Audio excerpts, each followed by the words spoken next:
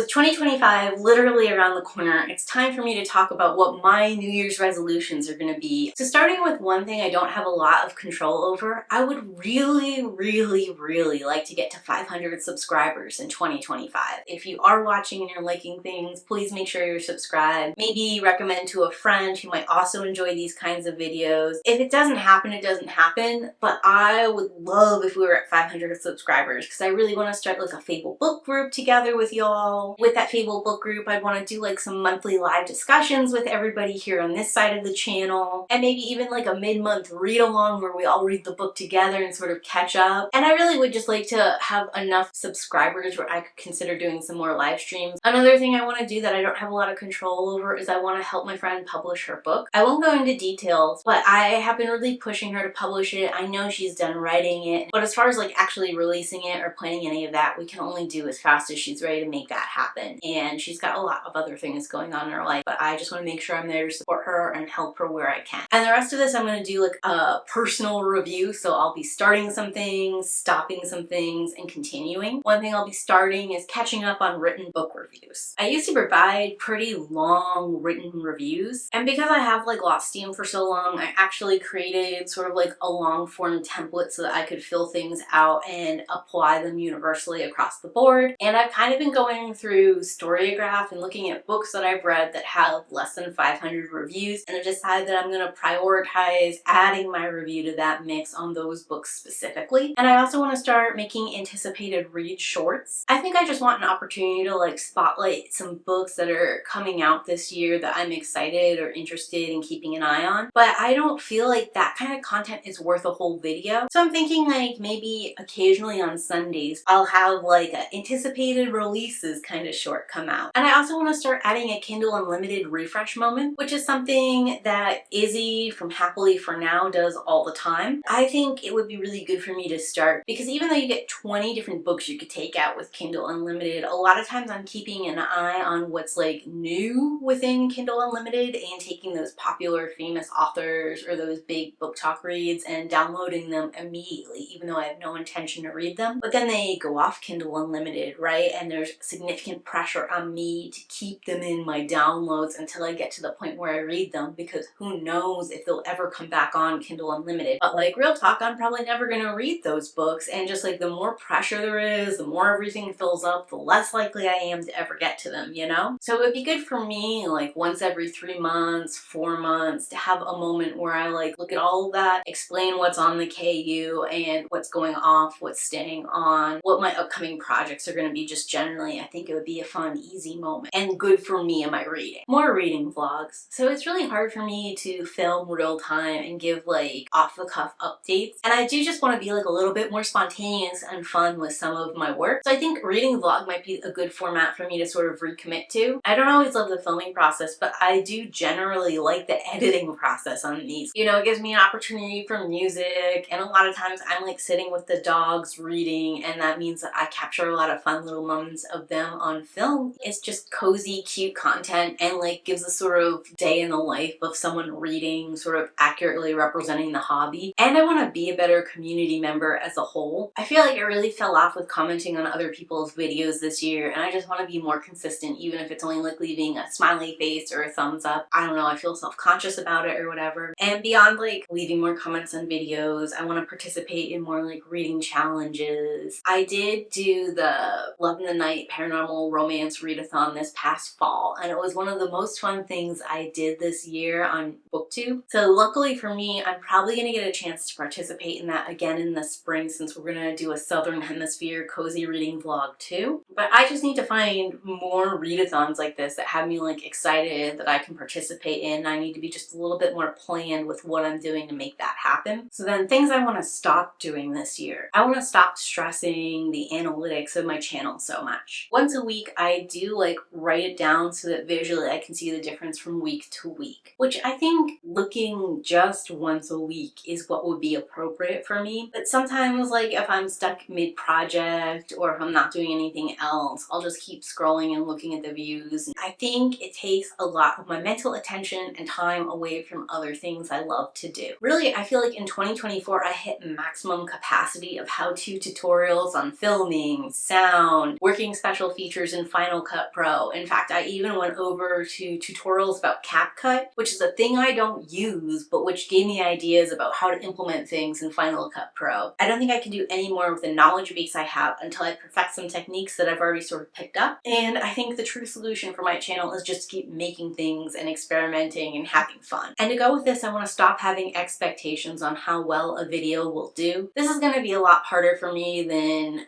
goal number one, because like I can track how long I spend looking at tutorials and videos and just stop. And I can just stop myself from scrolling at the YouTube studio anytime I start like getting into that mentality. But when it comes to like placing expectation on a video or preparation for a certain response from a video, it's gonna just be so much harder. Part of what I do is I come up with ideas, I write them in my spreadsheet, and I sort of plan like when would be a good time to release them based off of what else is being published, if there's any kind of like related movie or TV show being released. And then based off of all of that planning and information, my presentation, how I like title and thumbnail, I think like, okay, this is an easy 200 views in the first like 48 hours. Or like, okay, this is gonna be my explosive video of the quarter. And then if for some reason in the first 24 to 48 hours I'm not seeing views, it's incredibly deflating. I'm proud of the videos I put out, whether or not anyone views them. And I do only make videos that I have something I want to talk about on, but like some of the prioritization and planning sometimes isn't about me and what I want to do, but it's about like timing and getting eyes on something. So when that fails, it can be particularly crushing. And like a lot of people are like, just make videos for you. But like the whole point of making a video is to get other people to see it and like sort of start up a conversation. So when that's not happening, it does feel a little bit like, why am I doing this? So I don't know exactly how to fix that yet, but I do know it's something I have to stop doing, because generally speaking, I have like maybe a 50-50 track record of being right when I think that something is gonna pop off. And when I think it's gonna pop off and it does, it's the most exhilarating feeling in the world. But when the other coin flips, and sometimes it's like that for weeks and weeks,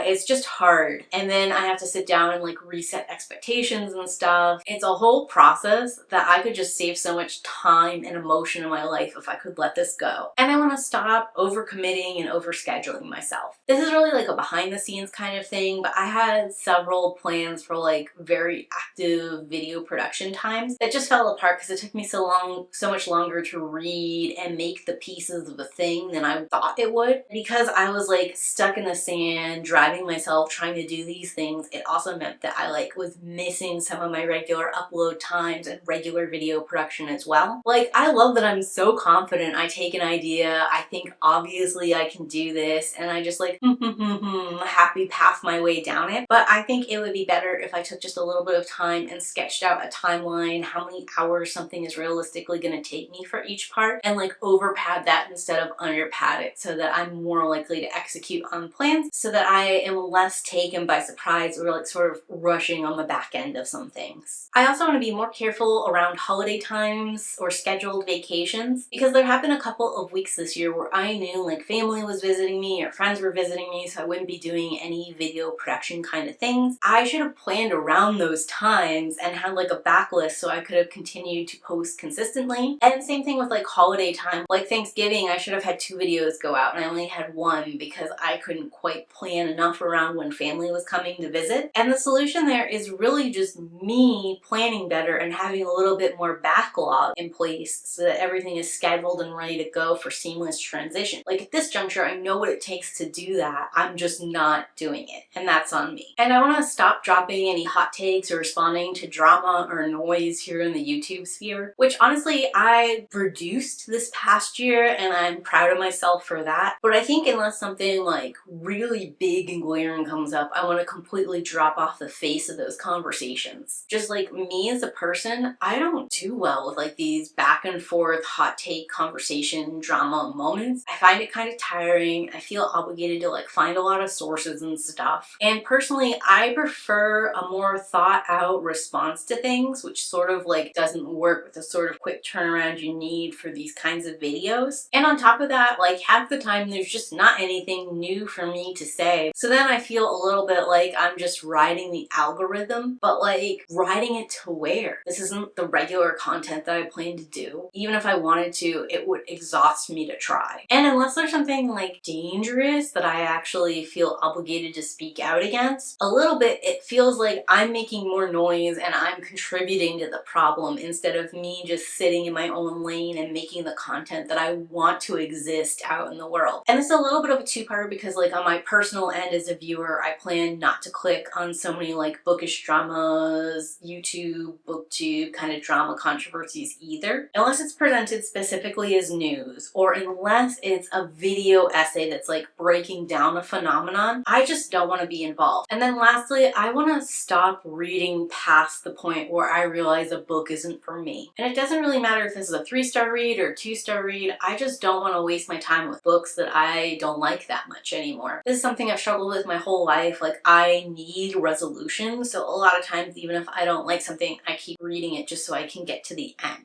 But the problem with that for me is I usually only read like one book at a time. I'm not someone with like 5 different books open, and that means if I'm not enjoying what I'm reading, sometimes I end up stalling out on that book and like skipping my assigned reading time because I don't want to read that book. And what I need to do is just catch myself in that moment, go to my assigned reading time and read something new and let that book just go into a not finished pile. I think it'll take a little bit of discipline, but I really do believe I could make more conscious decisions about what I'm reading and what I'm spending my time on. So that brings me to continue. I'm going to keep doing monthly reading wrap-ups. I get pretty decent views on them, and I find a lot of satisfaction just talking about everything that I read in one solid wrap at the end of the month. And along that lines, I'm going to keep doing quarterly reads tier list, except for fourth quarter where I'm just going to do the full year of books. I started this past year a little bit impulsively because I tier ranked everything I read in 2023, and even though I dropped that in January 15th, I got a lot of views off of it, which made me think like, okay, I should do this once I have 3 months worth of books every quarter and see how that goes. I've been getting kind of mixed results, but it's been fun for me to like put these books in a scale that's a little bit different than the traditional 1 to 5 stars. And it's great to like look back on these books like at the end of the month, at the end of 3 months, at the end of 6 months, like where am I still thinking about these books? How are they ranking now as time passes? I'll definitely keep doing it through 2025. At that point, I'll have 8 videos to sort of review and see if this is something you guys like or not, and that'll let me know what my 2026 plans will be with it. Mid-year freakout tag. I've done this 2 years in a row. I feel like it's just a fun community moment where I get to watch everyone else's mid-year freakout tag. I get some ideas and inspiration from them. I share my 6 months of reading. It's just like a great little community moment. BookTube birthday tag. This will be my 3rd year, I think, participating in the BookTube birthday tag. I just have fun with this one, reading Amazon original series and reviewing them in their own standalone videos. This one is definitely a just for me. Whether or not people are interested in these Amazon original series seems to vary a ton and is very unpredictable to me personally. I've got some that have very high rank views and some of these Amazon originals with really low rank. It has nothing to do, as far as I can tell, with what I'm doing or how famous the authors involved are. I want to keep making sure I'm doing one really big labor-intensive project a quarter. The full extent of what I plan to do this past 3rd quarter for October didn't come to fruition, but you got a little taste of it in those Edgar Allan Poe reviews for Meg Zanderstein and Bernice. It might not look like it takes a long time, but the filming on those is usually about 3 hours long. There's looking for all of the B-roll, there's making those keynote presentations, and then there's lining the presentation up with me talking. I'm really proud of those final results, but it is definitely a long and arduous task to get to that place. Other big projects I had this past year would be like the Plated Prisoners timeline I made in January, and that's paid off big for me. That's definitely one of my largest videos. In March, I also did a Gilded Wings workshopped it. Anytime I get to do a workshopped it where I can tell you guys what's going well, what's sort of and what's bad about a book, and then potentially pitch a rewrite for you is just so much fun for me creatively and academically. I did those Snowpiercer entire season 1 and 2 reviews in the 2nd quarter. That's not necessarily what I planned to do, but it is what sort of ended up coming together. And I think each one of them ends up being like an hour, almost an hour and a half long video, which means it took me 4 hours to film. Not to mention finding a ton of train and snow B-roll that I thought would be appropriate for what was going on. Again, these are very fun projects. They allow me to dive really deeply into a property, talk about characters and themes theming and all that sort of stuff in a way that I usually wouldn't get to. And it gives me a chance to really experiment with what would be good visualization that would be copyright free in the case of Snowpiercer, since using show moments could be dangerous, or what would like help envision a book and make it sort of come to life and off the page, or at least create the right vibe for what I'm discussing. And something that's been a challenge for me my entire YouTube career is trying to make something that's written become appropriate for a visual medium. I'm really proud of where the channel has gone in like expressing that and making it come together. For this year, my soft plan is going to be to launch a detailed deep dive into Fourth Wing and Iron Flame before the third book, Onyx Storm, comes out. I filmed about half of it, so I don't know if it's going to be one long video at this juncture where I just have costume change, or if it's going to be two separate videos that each come out that week, but we're doing a Fourth Wing part review for sure. Possibly I'm working towards a February video with a hot take about how dark romance and extreme horror are secretly the same genre, and here's why. Part of what is holding me back from that is just how many different books I need to read and break down so that I can have like concrete examples for that, because otherwise I feel like this is going to be an easy rip to shred sort of conversation. I don't know where in the year this would go, but I would love to do like a ranking all of Anya Ailborn's Kindle Unlimiteds and compare it to someone like Megan Stockton. Past year I found out that I wasn't a huge fan of Anya Ailborn, or at least her execution in most of her books, but at the same time I found an author who I thought wrote very similarly to her in Megan Stockton, who seems to be a lot less popular for reasons unknown, and I just thought it would be fun to do a little compare contrast there and like discover what I like or don't like in horror in a little bit more in depth. I have an excessive amount of Interview with the Vampire stuff planned in preparation for the season 3 release of the show.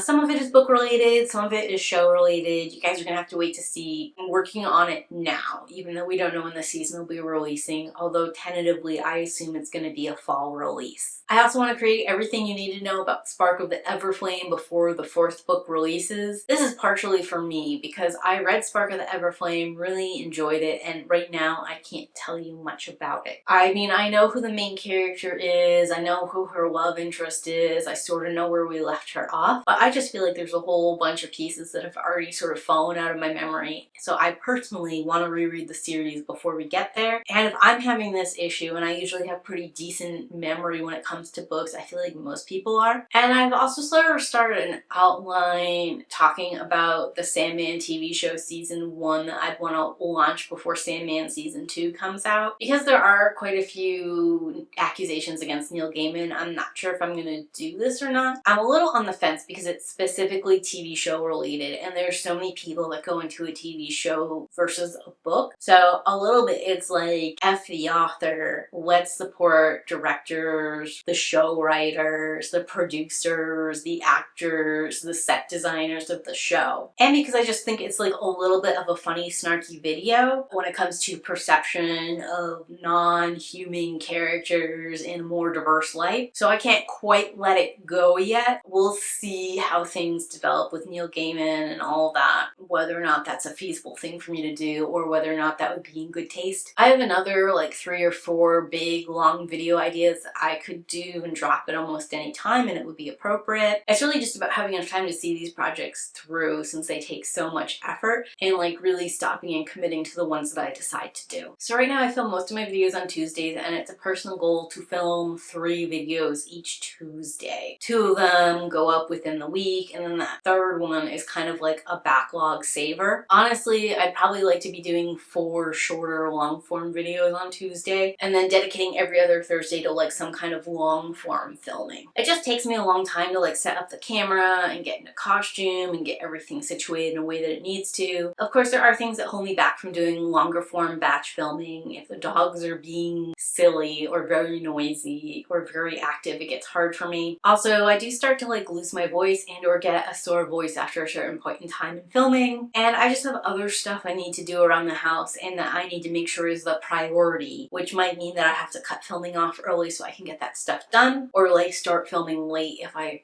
start that first and then come into this. I think it all just comes down to me having enough scripts ready in time and me scheduling out how long it'll take me to like actually film that stuff in a way that makes sense so I can make all of that happen. Then for reading, I want to read more diversely. This has been a goal of mine every year on BookTube, and every year I have increased my diversity list by a significant amount. I don't have like a spreadsheet spreadsheet where I like check off diverse or not diverse. The way that I go about it is like at the end of my reading year, I want there to be memorable reads from a diverse background. And ideally, I want it to be like, oh, I discovered this author this year and they're amazing and I have the backlist to go to. Oh, this is a relatively small author and they're doing something really fun that I want to keep an eye on. This year, one of my favorite books was Forgotten Sisters by Cynthia Palaio, and I found Rachel Halsell Hall, who's a pretty prolific author in the thriller genre, and I think she probably is also like a Big Ten author as well. I just am not as familiar with the thriller genre, but it's been great for me personally because she has a really big backlist of things available on Kindle Unlimited. And I also found Jessica Guess, and I am going to be looking for more from her in the future too. And of course, I read some of like the BookTube darlings like Sylvia Moreo Garcia. I already knew her and I love her work, and nothing has changed this year except I read some more from her. I picked up my first Chuck Tingle. It was great. Of course, I picked up my first Neve Vo and have a couple more on my list based off of that experience. I read Veronica G. Henry, and I have 2 books of hers picked up right now I want to keep going on. I found Sergio Gomez back in 2023. I read the second in his series this year, and I still have his 3rd book to go. And I also got a little taste of V. Castro in the Rewind or Die series, and I found another free anthology with her in it. Also, I want to read more horror novellas this year. I got into reading quite a few horror novellas this past year, and part of it is I think a novella is a perfect length for a horror story. It's like perfect for pacing and tension, at least for me. Additionally, like a lot of the stories I read in the horror subgenre were from more diverse authors, and I really loved it. Like it just was a fun new little world for me, an excellent experience. So I think that's going to help me with my goal up top of reading more diversely, but I think it's also going to help me DNF stories more effectively, since in horror I have less of a problem saying I don't like this or this isn't working for me and putting it down and moving on. And on top of that, I just think it's going to be more fun for me because I've been really hungry for like these little horror novellas and I've been having such a good time reading them. So those are going to be my overall goals and plans for 2025. But talk to me in those comments down below. Do you have any goals that you really want to see come to fruition in this new year? And do you have any tips or advice on how I could meet my own goals? And if you got this far and you've got nothing else to say, leave me a celebration emoji to cheer that new year in. Thanks for watching, and as always, keep